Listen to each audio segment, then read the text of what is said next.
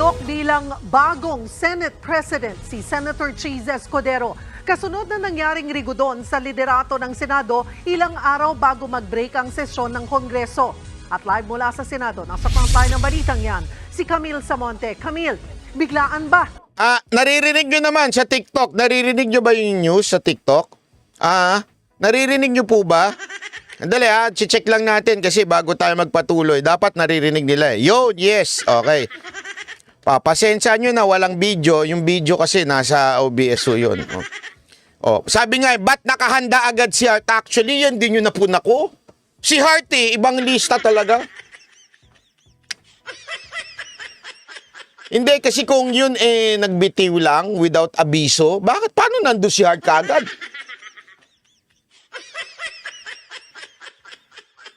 Sa bagay, malay mo kung meron siyang Naku.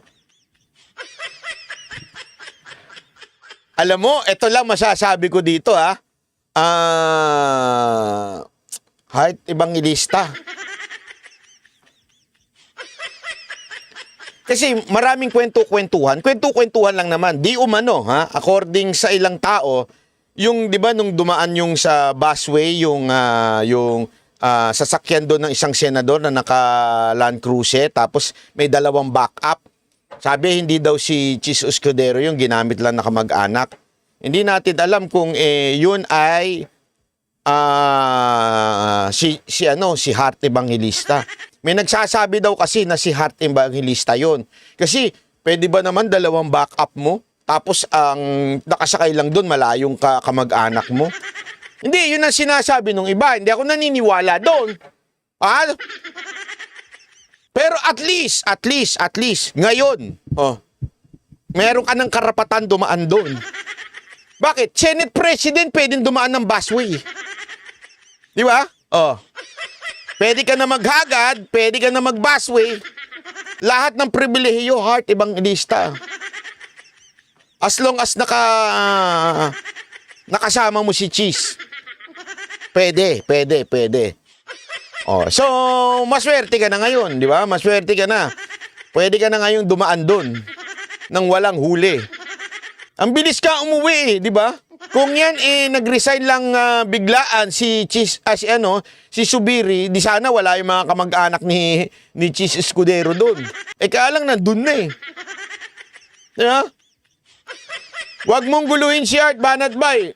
Magagalit sa'yo si Cheese, hindi Hindi ko ginugulo. Paano pa kaya kung nakita ko niyan? Baka dun siya Nako. Sorry naman. Matagal na. Pati wangwang, pwede na. Palakpakan. Kasi pwede magwangwang niya mga yan di ba? Mga Senate President, Hart Evangelista. Basta kasama mo si Cheese, pwede na. Wala nang huhuli sa inyo. Tuloy. Ang napag-usapan ito nga ang pagpapalit ng liderato dyan sa Senado.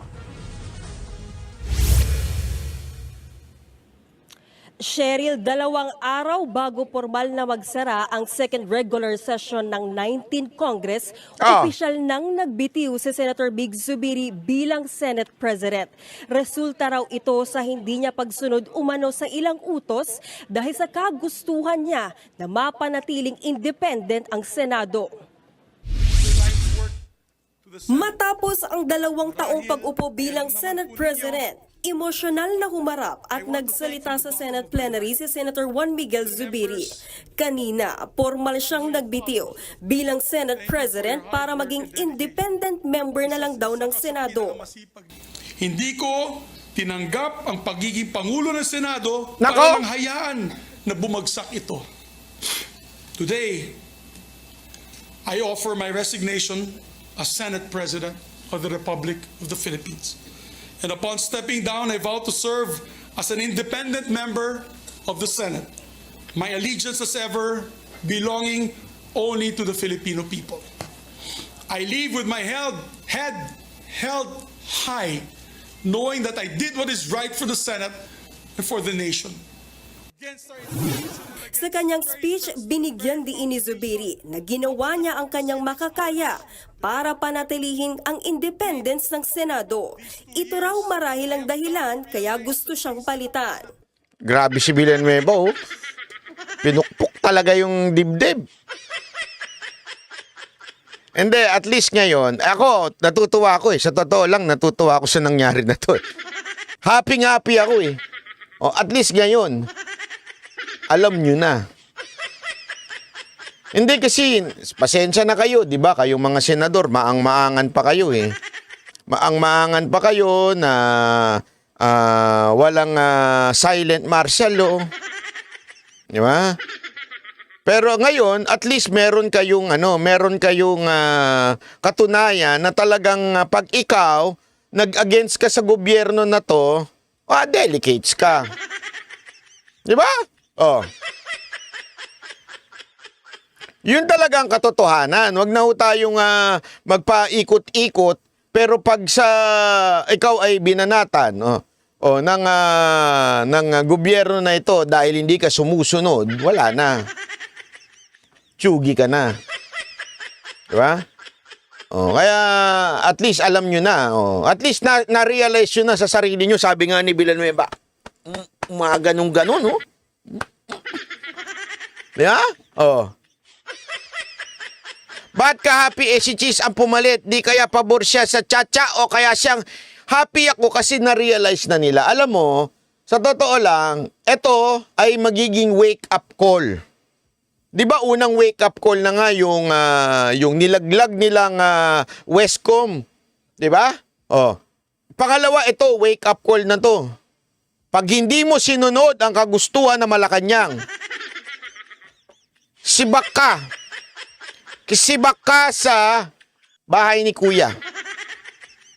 I have never dictated my position on any of you. You know that. I've always supported your independence, which is probably why I face my demise today. I failed to follow instructions from the powers that be. I fought the good fight. If I've ruffled some feathers in doing so, Sabi nito isa, meaning to say, boss, makabayan si Zubiri. Hindi naman natin masabing ganun. Kaya lang, kasi mahirap din naman eh. Mahirap din naman yung malay niyong inuutos sa kanya. Di ba? Bakit kanyo? Kasi ang parang dating, mamaya may papakita ko sa inyong mas mahabang interview ni Zubiri. Ang ganda ho ng mga sagot niya doon. At doon, obvious na obvious, the main reason why kailangan na siyang umalis o bakit siya natanggal kasi hindi siya sumusunod talaga doon sa utos ng Malacanang na itigil yung PDEA hearing. Yun, diretso niya nang sinasabi doon sa kanyang interview isa. Okay? Pasok. then so be it. Maraming salamat po. Bago mag-resign, dati nang umugong ang mga plano para patasikin si Zubiri. Mula noong nakaraang taon hanggang nito lang Pebrero at Marso, naging matunog ang kudita laban sa kanya. Natatawa nga ako eh, 'di ba? Sabi nga ng mga media ito eh. 'Di ba yung laging dinideny na magkakaroon ba ng kudita sa Senado? Laging deny, walang ganyan, di totoo 'yan, bla bla bla, tapos one day ito na nangyari. Alam mo, ganyan naman lagi eh. Sa Senado o kahit saan man, lagi nilang i-deny that there is something happening. Whether in, ayoko na lang magsalita, pero alam nyo na. Lagi nila i-deny yan. Hindi naman nila pwedeng sabihin, yes, meron. Di lalong iinit. So, siyempre, i-deny yan ng i-deny. Ngayon, na-deny na, pero ang nangyari, tanggal pa rin. So, ibig sabihin, meron talaga. Di ba? Ay, nako. Pero kanina, bago pa magbukas ang sesyon sa plenaryo, mismo si Senator Joel Villanueva ang nagkumpirma na kasama sa agenda ang pagpapalit ng kanilang liderato. Pagkatapos ng speech ni Zubiri, nagbitiw din si Villanueva bilang Senate Majority Leader. Sinabayan sila ni na Senator Nancy Binay, Sonny Angara at Senator J.V. Ejercito na nagbitiw din sa kanilang komite. Naging emosyonal din ang ilang mga senador na malapit kay Zubiri. Being part of the leadership, Madam President, carries a cost, requiring leaders to be ready to consistently make sacrifices, prioritizing the interests of their organization, institution, or even their country above their own self-interest. And so today, Madam President, I tender my resignation. I think there's no reason, of course, emotions may dictate that they bow their heads, but there's no reason to bow their heads. Talagang, I think, when all is said and done, when history is written, wala silang ikakahiya. They stood on the right side of history. Matapos mabakante ang Senate leadership, dito na nagmosyon si Senator Alan Peter Cayetano. Ito naman, pinupuna na naman si Cayetano dito. Bakit daw siya ang parang nag-nominate kay Zubiri, kay Escudero? Kasi nga, bakante na eh. So, kailangan i-nominate. Buti nga, ni-nominate niya si Chis Escudero. At saka planado naman na lahat yan. Kung ni-nominate niya si Jinggoy, mas gusto nyo ba yun? Di ba? Hindi, ako kahit papaano, medyo mas okay na sa akin na si Chis Escudero. Although, kita mo naman din yung pagbantay niya sa PDEA hearing. Di ba? Kitang-kita mo naman. Oh. Pero wala tayong magagawa. Planado na lahat eh.